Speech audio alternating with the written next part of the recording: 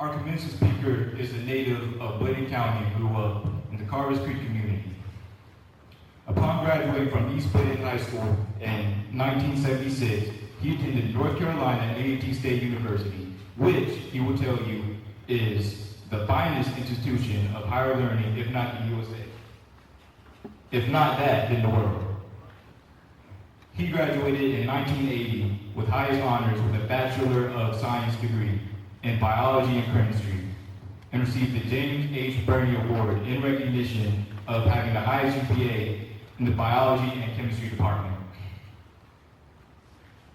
His dream was to enter medical school, but learned during orientation that maybe the medical profession was not for him. He started his career with Ciba Geigy, 1980, as a lab specialist and was named as a member of the Professional Development Program. He held several positions during his 29 years with Ciba with increasing responsibilities. In 1996, he was named Vice President of Specialty Colors. In 2009, Ciba Specialty Chemicals was acquired by BASF, and he continued his career in business development management for paper chemicals, where he took the lead for the integration of Ciba Specialty Chemicals portfolio into BASF. He was recognized for business acumen and product knowledge and managed an exit strategy for the FWA product portfolio. He will be the first to tell you that his most enjoyable job in BASF for the was his ad hoc job as University Recruitment Lead for the Engineering Professional Development Program for HBCUs. In 2019, BASF and Salinas joined forces, and he was appointed to the position Application Platform Launch Manager. He is proud to share that he has held 14 positions over his 40-year career, and only one he applied for, and that was his first job in 1980. He retired in May and is looking forward to his next career move of giving back. He is the son of Rufus and Louise Lloyd. He married his college sweetheart and best friend, Annie Hill, and they have one daughter, Shonda, who is a recent graduate of North Carolina A&T State University. His hobbies include golfing, listening to traditional gospel, and transformation to Tilo, the handyman, who believes he can fix anything. He's a very passionate person who isn't afraid of hard work, but believes in having a lot of fun along the way. Ladies and gentlemen, the 2020 Paul R. Brown Leadership Academy Commencement Speaker, my uncle, Terry Andre Lloyd.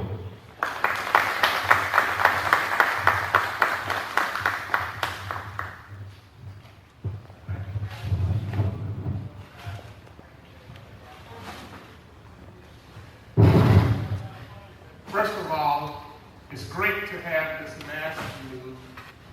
I feel like I'm in the tobacco field back in eastern North Carolina, back in the late 70s, where I worked hard in the tobacco field. I also would like to pause for a moment and say thank you, Jalen, where are you, for that introduction. I'm not sure if I was all that, but thank you. Let me be the first to congratulate this class of the Paul R. Brown Military Leadership Academy. You have closed another chapter in your life, overcoming a tumultuous, challenging senior year. You have weathered an economic depression. You have weathered system racial injustice. And most importantly, you have weathered the worst pandemic environment of our lifetime. I'm honored to stand before you as your commencement speaker, but I also too would like to pause and thank all that impacted and led to you being where you are today. Your parents, your grandparents, family, friends, educators, mentors, for the sacrifices they made to make you be the person you are today. Now, I was told I had 10 minutes to deliver my message today. And if you know me, I like to talk. And there's not too many things I've been able to do in 10 minutes, but I'm going to try to keep it to that. As I was organizing my thoughts, I asked the question, what message can I leave with you today that will positively impact you in the future? I could talk about myself and the achievements that I have made, but guess what? That's all in the rearview mirror. Today is all about you. No, this commencement doesn't necessarily mean that you are ending your academic career. So I decided that I would focus on you and share some things that perhaps will allow you to stand tall and have an impact in this incredibly challenging and competitive world. The next challenge was, what am I going to talk about? Okay? And I thought about a sermon text I heard from a minister a few years ago. Turn the page. But my message to you today in the Terry Lloyd spin, keep turning the page. You have been turning the pages writing the book of life from the day you were born. You have lived in an era where you've had some of the best learning aids to allow you to achieve much better than my generation. Today is the culmination of those achievements. 12, 13 years of turning the pages, if you will. Even with all the opportunities of your era, you have pages in your book that you're not exactly proud of. But the good thing about it, the next page is blank, and you can rewrite what that page is going to be about. We're not perfect.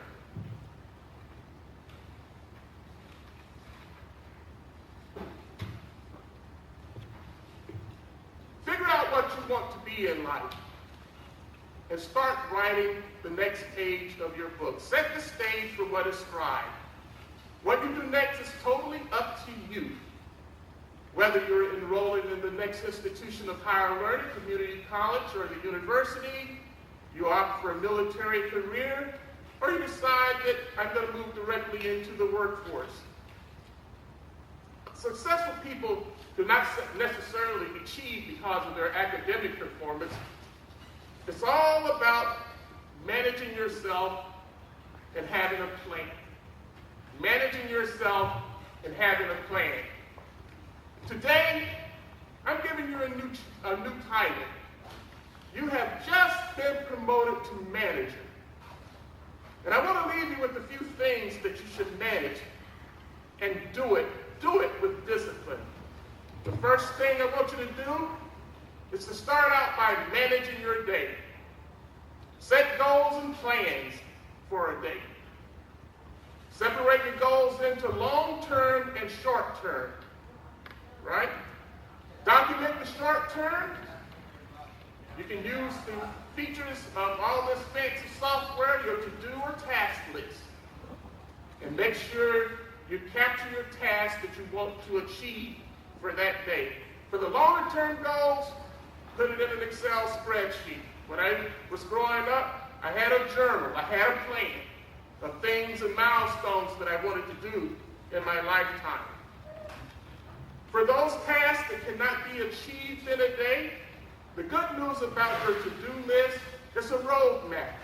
It's a checkpoint to make sure that I delivered on what I had committed to for that particular day. Check at the end of the day for progress and reset those targets. The nice thing about it, if we don't get it right, it's like a GPS. We can reset the targets and move on.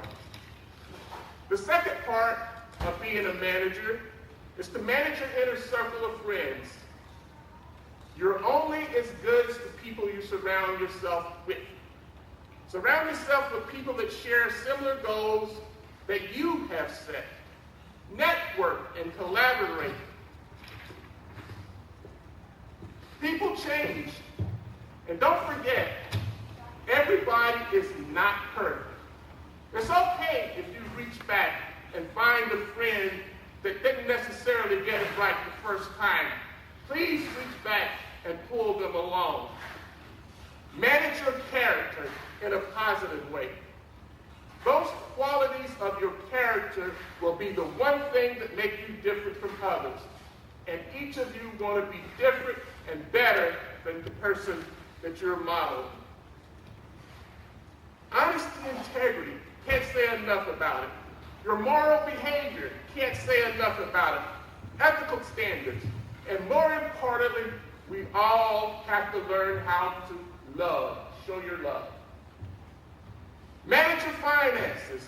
I'm not saying how much you should save, but when you get your first job, or think about it today, every dollar that passes through your fingers, you ought to manage and save a proportion of it. I saved 10% of my salary throughout my career. And even after I saved that money, I had to distinguish what was a want and a need to decide how I was going to spend it. And the other thing, you work hard, you must step back and reward yourself. So manage these 4 things for the long term. As you open a new chapter in unprecedented times, we need young people like you to step up and be a beacon of light that will make the difference. Commencement is the end of one era and the beginning of a new one. Find something that you're passionate about, that you love. Go out and chase your dream, and you will be the one that help to shape our future. But before I sit down, I got one last thing I want to do. I hope it's okay. I just told you were a new manager, right? Uh-oh. There's a envelope somewhere. They're in here somewhere. See what happens when you get younger? I got an envelope. And this is a text as you embark on your journey. I'm giving each of you a graduation gift, right? Not much, it's a monetary value, somewhere around about $50 a piece. And it includes my email address. And it's up to you to do whatever you want to with it. But I want you to do me a favor to let me know how you're doing. Send me an email to my email address and let me know how you spent that money. I'm not going to come back, but for those who spend it right, who knows, there may be more where that came from. So again, let me say congratulations. Go out and change the world. Thank you very much.